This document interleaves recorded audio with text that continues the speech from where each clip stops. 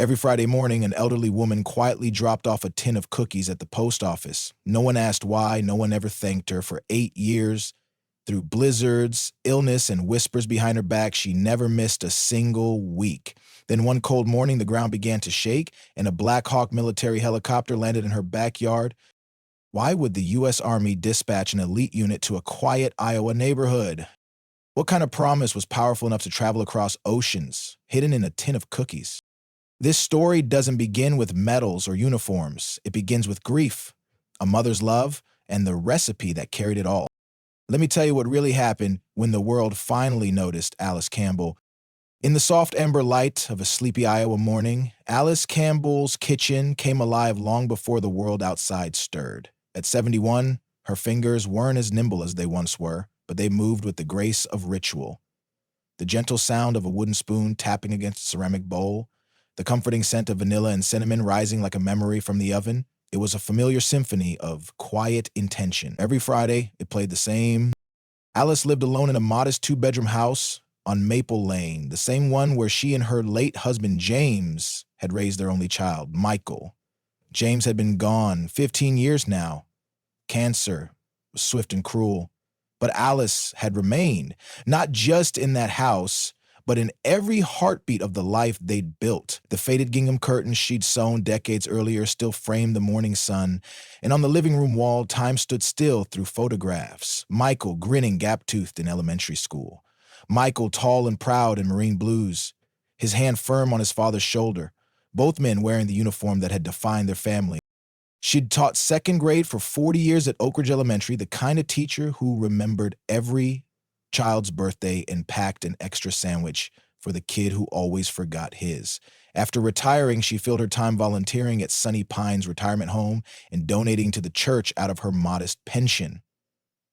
But it was in her baking that Alice's love truly manifested. Her pies won blue ribbons at the county fair for 11 years running. Her Christmas cookies were legend, tiny works of art, perfectly golden, each one iced with delicate precision. But the sweetness of Alice's world had long masked an ache that never dulled. Michael had been 23 when an IED in Afghanistan cut his life short. The military sent the flag, the formal condolences, and the box of belongings. Minus one item she never stopped looking for, his Marine Corps emblem, the one she'd pinned on his jacket before deployment. They said it hadn't been recovered, but even if it had been, she suspected the Army didn't know how to return the pieces of a mother's heart. Alice had never spoken much about that day. She didn't need to. The house spoke for her. Michael's room was still kept clean, though unused. His old baseball glove rested on a shelf. The cookie jar they'd painted together in first grade still sat by the stove, chipped at the rim but precious beyond value. She never remarried, never tried to. Love like hers didn't regrow. It was rooted too deeply in the soul to be replaced. Most days were quiet, predictable, safe, until one chilly night in 2015. The news flickered across her small television screen as she cradled a steaming cup of tea. There in grainy footage from Syria, a young soldier stood squinting into the harsh desert sun. His uniform was dusty, and his smile held the weight of someone too young to carry the burden of war. "I miss my mom's chocolate chip cookies," he said, barely louder than the wind over the microphone. Alice didn't realize she'd begun crying until her tea went cold. That soldier, his eyes, his voice, it all reminded her of Michael's last video call. His voice was thin from pain, joking about how he owed the boys in his unit a box of his mom's snickerdoodles. He'd promised. He always kept his promises, except for the last one. Alice sat alone that night with the quiet hum of the refrigerator and the ache of memory pressing against her chest like a second heartbeat. And then, in that stillness, something shifted. By dawn, flour dusted the counter. The oven glowed with purpose. She had something to finish. The next morning, the air still held the cold bite of early winter, but inside Alice's kitchen, warmth radiated from more than just the oven. She moved slower these days, joints a bit stiffer, hands prone to trembling, but her focus was unwavering. She measured flour by feel, not weight, added just the right pinch of salt, and stirred in chocolate chips with an instinct born from decades of love. By noon, 24 chocolate chip cookies and a dozen snickerdoodles cooled on wire rack. Their scent clung to the walls, weaving itself into the quiet heartbeat of her home. She lined a round metal tin with wax paper, nestled the cookies inside with care, and then sat at her table to write a note. The pen hovered above the card for a long moment, uncertainty clashing with purpose. Finally, in steady, neat cursive, she wrote, "Thanks for someone far from home. Stay safe, Alice." Though they wanted to stay there, she didn't know where to send them. She only knew they needed to go. At the post office, she approached the counter, tin in hand, and asked the young clerk for the address of the nearest military base. The girl, Debbie Henderson, once a shy student in Alice's second grade class, blinked in surprise before rummaging under the desk. Fort Dixon, about 40 miles north," she said, handing over a slip of paper. Alice nodded, her hands wrapped tightly around the tin like a mother holding her child. The shipping cost made her pause. It wasn't much, but with a pension as thin as hers, every dollar mattered. She paid anyway. That first week, no reply came. No letter, no thank you, no confirmation that the cookies had arrived at all. But when Friday rolled around, the scent of vanilla and cinnamon filled the house again. Alice was already tying a new ribbon, a fresh card waiting beside her. She didn't expect a response. She didn't need one. One box became two, then three. With every batch, she imagined a different soldier opening the tin and breathing in a memory they hadn't expected. She never mentioned Michael, not directly. But on every card, she signed the same way. For those serving silently. From a mother who once waited for her son. Her neighbors didn't understand. Martha Linden, who had lived across the fence for 20 years, watched with suspicion as Alice loaded packages into her old Buick. "You think they eat all those cookies?" she asked one afternoon, arms crossed like a gate. "You're just wasting flour and sugar." At the post office, Debbie began to smile, politely but with a trace of pity. "No thank you yet, huh, Mrs. Campbell?" she asked on the third week. Alice only smiled in return, her voice calm and certain. "That's not why I do it." She didn't need applause. She didn't need headlines. All she needed was Friday. Each cookie carried the weight of something left unsaid. Each box a silent conversation with a son who never came home. And still, she'd bake.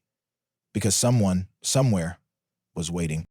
As the seasons changed, so did the count of cookie tins stacked in Alice's modest pantry. Her Friday ritual became as sacred to her as Sunday service.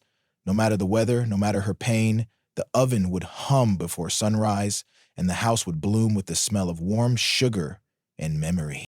She had baked through blizzards that swallowed her porch steps, through a fever that left her body aching and her breath shallow, through the early months of the pandemic, when fear and silence blanketed the world.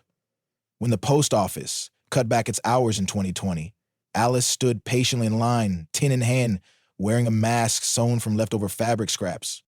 For 8 years, 416 Fridays. She had never missed a single one. Still, no letters came. No names, no faces, only the faint hope that somewhere across the world a stranger opened a tin and remembered they were not forgotten. But small towns don't always understand quiet kindness.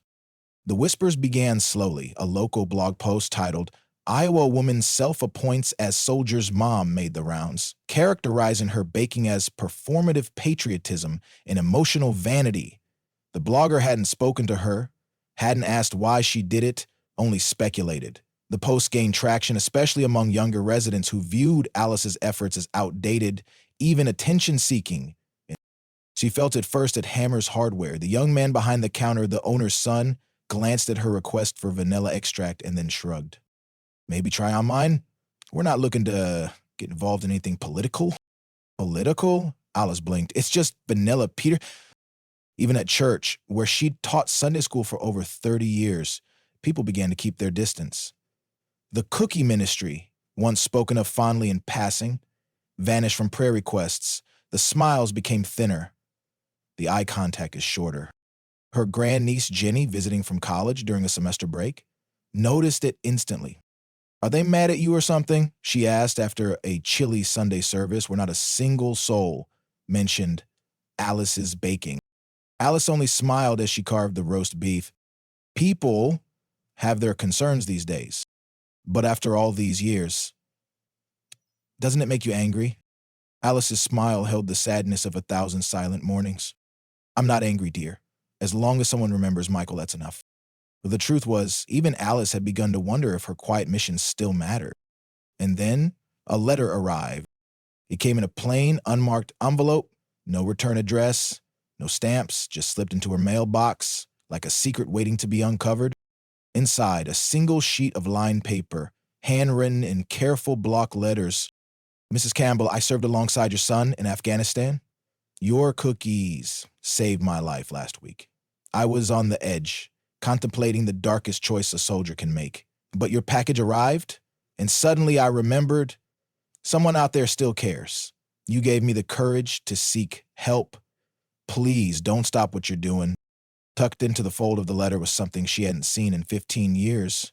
A worn Marine Corps emblem, the very one missing from Michael's personal effects. Tarnished, edges dulled by time, but unmistakably his.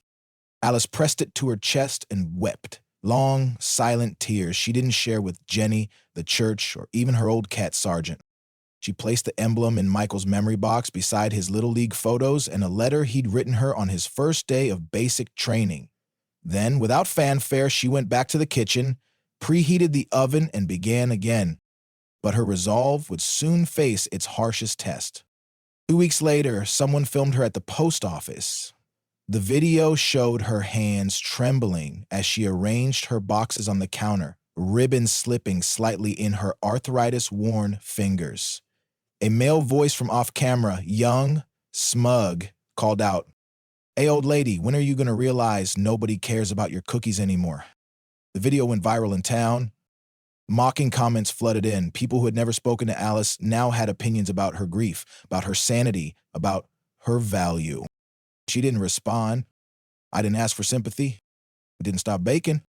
Every Friday, she kept going, measuring, mixing, packaging, quietly inserting pieces of herself into every bite. Her doctor warned her that the weekly baking marathons were wearing her thin. At your age, with your arthritis, Alice only smiled. Some pains are worth bearing, doctor.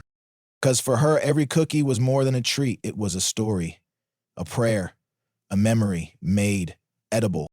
It was the chocolate chip recipe Michael had loved when he was 10, the snickerdoodles he'd helped her perfect on his last leave before deployment, the peanut butter batch she made once a year on his birthday. Every ribbon was tied like a promise, and she would keep that promise, no matter how invisible it seemed.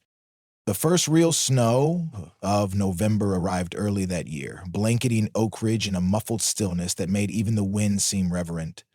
Alice woke before dawn, as always, but this time the pain was sharper. Her fingers, red and swollen, refused to grip the pen properly. The arthritis had flared overnight, and she struggled to write her usual note for the cookie tin. When her hand slipped, it left a smear of ink across the card. She sighed, reaching for another, but something inside her faltered. Maybe it was the cold. Maybe it was the exhaustion from 8 years of being unseen. She looked down at the smudged card and for the first time allowed herself to speak aloud the thing she'd always left unwritten. She added a line in shaky handwriting. My son loved these before he fell in Afghanistan. She didn't know what made her do it, only that the truth had finally asked to be heard. That box traveled farther than most. Through a series of transfers and reassignments, it crossed oceans and borders until it landed in a dust-covered Melbourne at Forward Operating Base Horizon, northern Iraq. Captain Neil Matthews wasn't expecting anything that day. His mission had gone sideways, nothing catastrophic, but enough to corrode his confidence. A misjudged call, a delayed decision, a younger soldier injured under his watch. Guilt settled heavily on his chest like a second flak vest.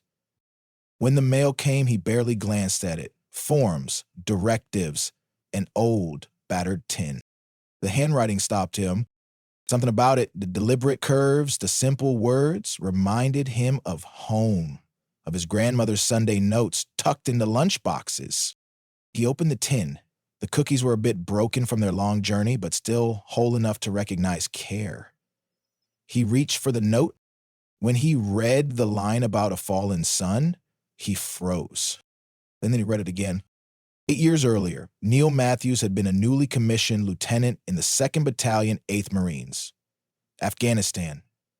Sand, tension, constant noise. He remembered the day, the patrol, the explosion, the chaos that followed. One name surfaced from memory like a ghost: Lance Corporal Michael Campbell, the kid who had shouted the warning that saved 2 men before the blast took him. He hadn't thought of Michael in years, not because he didn't care, but because it hurt too much. But now, holding this card, he realized the return address. It was from Oak Ridge. His hands began to shake. Michael had spoken of his mom during those final moments, not in panic, but in defiance of the pain, of death itself. "You have to try her cookies," he gasped. "Snickerdoodles, best in the world. I promise I'd bring some for the unit." That promise had never been fulfilled. Until now. Captain Matthews sat alone that night, the cookie tin open beside him, the smudge card resting in his lap. He looked out over the silent base, stars heavy above the desert, and for the first time in months, something inside him unnodded. How many of Alice Campbell's cookies had he unknowingly eaten over the years? Had she known? Had anyone told her that her son died a hero, that his final words were about her? Probably not. And still, she had baked week after week, tin after tin, for soldiers like him, for men who didn't write back, for those too broken to say thank you. He couldn't let that remain unspoken. So he gathered himself, found an old contact, and began to trace the path of the tins, across continents, across bases, across years. What he discovered left him speechless. Michael's mother hadn't just honored her son's memory, she had carried it across oceans, a grief, and straight into the hands of thousands of strangers who needed exactly what she gave. The November wind came sharp that Friday, sweeping through Oak Ridge with a chill that bit bone deep. Snow was forecast by afternoon, but Alice was already in the kitchen before dawn, hands wrapped in compression gloves, eyes tired but determined. The familiar rhythm steadied her. Sift, stir, scoop, bake. But the pain had been lingering for weeks now, growing more insistent. That morning it roared. As she bent to lift the first box of cookies from the counter, her grip faltered. The tin slipped from her hands, hit the linoleum with a sharp metallic crash, and burst open. Cookies scattered across the floor, shattered promises, sugar-dusted casualties. Alice froze. The pain in her fingers eclipsed only by the ache that bloomed behind her ribs. Her knees trembled. She reached for a chair and sank into it, heart pounding. 8 years. 8 years of flour, ribbons, silence. And now, here she sat, surrounded by broken cookies on a cold floor, her body betraying her. She didn't cry out. She didn't even speak. But the silence in that kitchen cracked something open inside her. She stared at the mess around her feet and, for the first time in nearly a decade, she considered not sending a box. There's 1 week, one missed Friday. Would it matter? Jenny, home from college on break, found her like that, curled slightly forward, eyes unfocused, the scent of vanilla and sorrow thick in the air. "And Alice?" she whispered, kneeling beside her. "What happened?" Alice didn't look at her, just spoke, softly, as if confessing to herself. Maybe it's time to stop. The words felt foreign coming from her mouth, treasonous, but they lingered in the space between them like fog. "You've done more than enough," Jenny said gently. "Nobody would blame you." Alice blinked, then slowly turned to her. Her voice was barely more than a breath. "Once a week, it gives me a reason to get up early." Jenny's chest tightened, the way her aunt said it. It wasn't about cookies. It never had been. It was about Michael, about love kept alive through ritual, about a life that still needed somewhere to go. That morning, Jenny swept up the crumbs, repacked what could be salvage, and insisted on driving Alice to the post office herself. They stood at the counter together, side by side. The clerk, Debbie, no longer looked at Alice with pity. Not after the letter Alice had quietly shared with her days earlier, the one about the saved soldier, the one that had made Debbie cry at her desk. "Safe travels," Debbie whispered, sealing the label. As they left, Alice glanced toward the old bulletin board near the entrance where local businesses posted flyers. Someone had pinned a printed screenshot of the viral video, Alice, in the post office, being heckled, but someone had written across it in bold black marker, "Still here, still kind, still baking." The next morning, Alice woke early again. The pain hadn't gone. Her hand still throbbed. but she made it to the kitchen. Because sometimes, even when the world forgets you, you keep going. And in doing so, you remind others. Friday dawned sharp and blue, the kind of cold that makes everything feel fragile.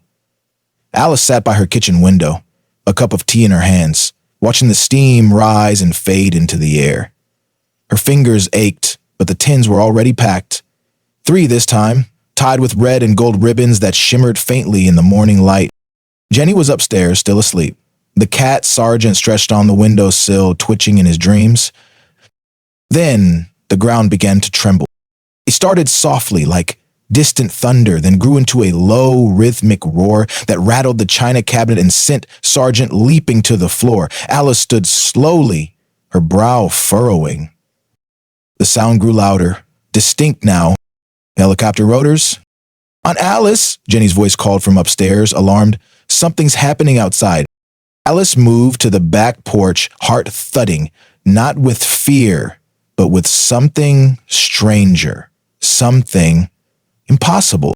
Through the bare limbs of her old apple tree, a massive Black Hawk helicopter descended, its rotors bending branches and sending leaves swirling like golden snow.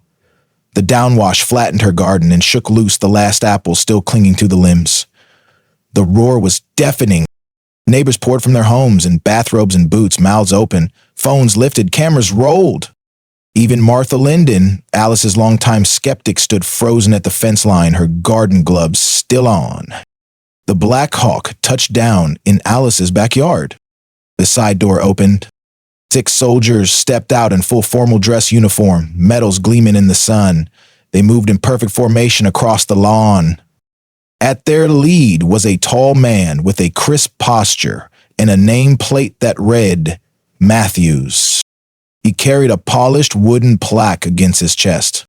Alice stood on the porch steps, one hand clutching her cardigan against the wind, the other gripping the railing. The man stopped just below her. Mrs. Alice Campbell? He asked, though he already knew. She nodded. I'm a Captain Neil Matthews, ma'am. I was the last surviving member of your son's squad in Afghanistan. The words hit like a bell toll deep in her chest. 15 years. 15 years of silence, of folded flags and condolence letters and unanswered prayers. Now standing in front of her was someone who had been there. Captain Matthews' voice carried clearly in the cold air to the gathered crowd now surrounding the yard. 8 years ago, you began sending cookies to deployed troops. What you couldn't have known is that your cookies found their way to members of your son's former unit more than once. He paused, struggling to continue. Last year, I received a package with a note, a smudge of ink, and a single sentence. My son loved these before he fell in Afghanistan. That's when I realized who you were. Alice's knees buckled slightly. Jenny rushed to her side, steadying her. Captain Matthews stepped forward, his voice cracking. Before your son died, he spoke of you. He told us how you used to bake cookies for his entire Little League team, win or lose. He promised us that when he came home, he'd bring us your cookies. He looked down, eyes misting. Mrs. Campbell, without even knowing it, you fulfilled your son's final promise. A collective gasp rippled through the crowd. Even Martha pressed a trembling hand to her mouth, tears spilling over. Captain Matthews turned to the other soldiers and gestured. Each stepped forward with something, a folded American flag, a shadow box holding campaign medals and unit patches, a photo of laughing soldiers holding tins of cookies, standing beside Humvees and tents and burn pits in places most Americans couldn't pronounce. Over the past 8 years, Matthews said, your cookies reached service members in 7 countries. They arrived on holidays, after firefights, during sandstorms, and on days when hope was hard to come by. He turned the plaque toward her, engraved in delicate script, Alice Campbell, Mother of Honor, for unwavering support of American troops. 201-52023. This isn't an official military designation, he said. It's something more. It's a title given to you by over 3,000 service members who felt your care, even if they never knew your name. From inside the helicopter, another soldier emerged, carrying a large leather-bound book. Captain Matthews took it carefully. This contains messages from everyone we could find who received your cookies. Some wrote pages, others simply signed their name, but all of them wanted you to know you were seen, you were remembered. He opened the book. The pages were filled with handwritten notes, photos, drawings, dates, and units scribbled in dusty ink. Smiling soldiers in remote outposts, holding Alice's tins like relics from another world. Notes of thanks, notes of love. Notes that said simply, "Because of you, I got through another week." Alice took it in her hands, her fingers trembling not from age, but from the weight of validation she never asked for but deeply needed. The crowd had gone silent. In that stillness, someone stepped forward. The hardware store owner who had once refused to stock her vanilla. He removed his hat and bowed his head. Behind him, several members of her church followed. And far in the back, nearly hidden, the blogger who had written the scathing article lowered his phone and looked away. Captain Matthews straightened. "Mrs. Campbell, your son's spirit has traveled with us all these years. Through your hands, his promise lived on." Alice looked up at the man who had once served beside her boy, her voice soft but steady. "I never wanted recognition," she said. "I just didn't want anyone to feel forgotten." Matthew saluted. "Man, you reminded thousands of us that we weren't." As the soldiers stood in formation, a gust of wind sent golden leaves spiraling around them. The Black Hawk's rotors started again, louder now, but somehow reverent. And in that backyard in quiet Oak Ridge, something shifted. Not just for Alice, for everyone. In the days after the Black Hawk touched down in Alice Campbell's backyard, the town of Oak Ridge seemed to exhale, like a place that had been holding its breath for years and finally remembered how to breathe. News vans lined Maple Lane. Reporters knocked politely, hopeful for interviews, eager to plaster Alice's face across morning shows and viral headlines. She declined everyone. With the same gentle firmness she had offered children during 40 years of teaching, she said simply, "I didn't do it for cameras. I won't start now." Instead, she returned to what she knew best, baking on Fridays. But now, something had changed. On her porch one morning, she found a small box wrapped in butcher paper inside, 4 bottles of premium vanilla extract and a note from Peter at Hammer's Hardware. "Sorry, I didn't understand. Thank you for teaching us how to..." A basket of eggs and a pound of butter appeared the next week, Martha Linden's handwriting on the tag. Jenny found her crying quietly as she unpacked the items. "Is it too late to say thank you?" Martha had written. From around the country and even abroad, packages began to arrive. Specialty chocolate from a family in Belgium whose son had written a note in the memorial book. Hand mixers. Cookie cutters shaped like stars and flags and hearts. A note from a retired general's wife. "My husband never forgot your cookies. Neither will I." The principal at Oak Ridge High offered the use of the industrial kitchen for larger batches. "Only if I can still mix them by hand," Alice insisted. "Each cookie needs to feel like home." Behind the church where she had worshipped for decades, a group of former students raised money for a small memorial garden. At its center stood a bronze plaque. "The Campbell Cookie Ministry," because love travels farther than we know. Inside Alice's kitchen, objects that once felt like relics began to glow with new meaning. The old tin box labeled Michael 2023 now held military patches, challenge coins, and folded letters sent by grateful soldiers and their families. Next to her flower jar stood a second folded flag, not Michael's, which still occupied its place in the living room, but one flown over a forward operating base in Iraq. A soldier had included a note. "This flew above the place your cookies reached when I needed them most. Please accept it in his memory." At Oak Ridge Elementary, where Alice had taught generations of children, the school board established an annual Camp Kindness Day.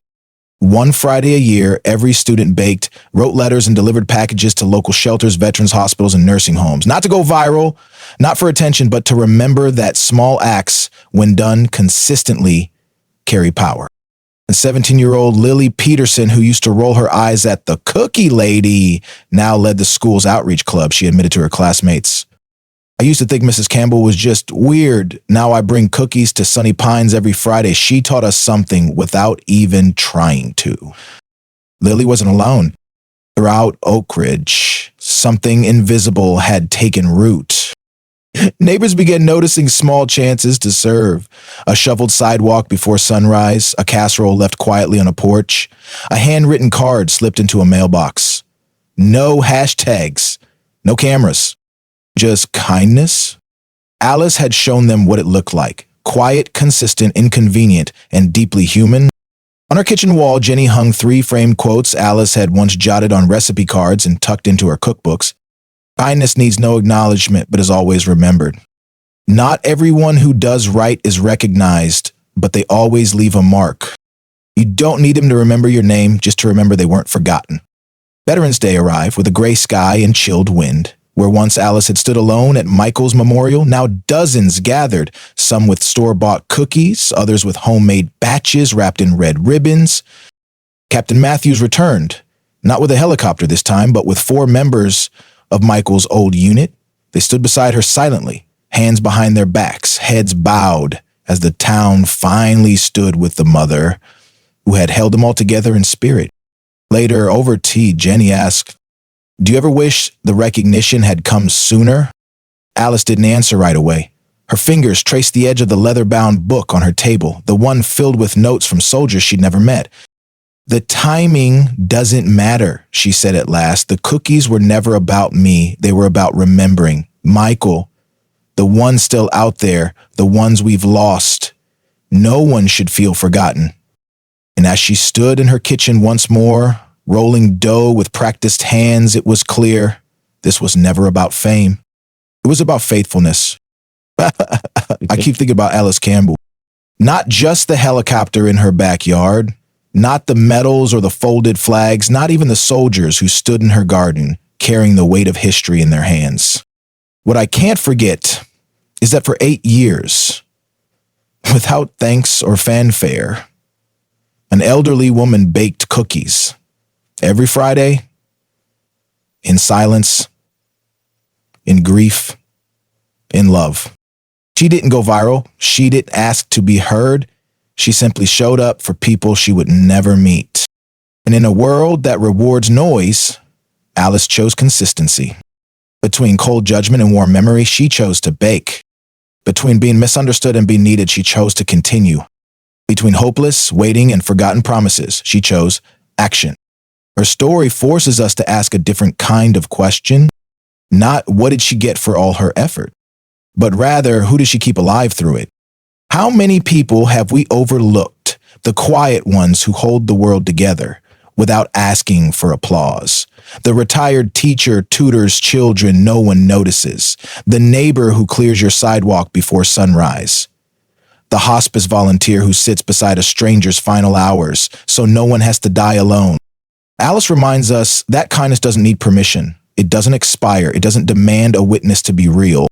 And maybe, just maybe, there are more Alices among us than we think. Maybe someone baked for you when you couldn't get out of bed. Maybe someone checked on you when the world moved too fast. Maybe you done the right thing and no one ever knew. Do it anyway. Keep showing up. Keep baking the cookies. Because love travels farther than we ever realize, and sometimes, long after the world has gone quiet, it comes roaring back in the sound of a Black Hawk descending into your backyard. Not as a reward, but as a reminder that nothing given in love is ever wasted.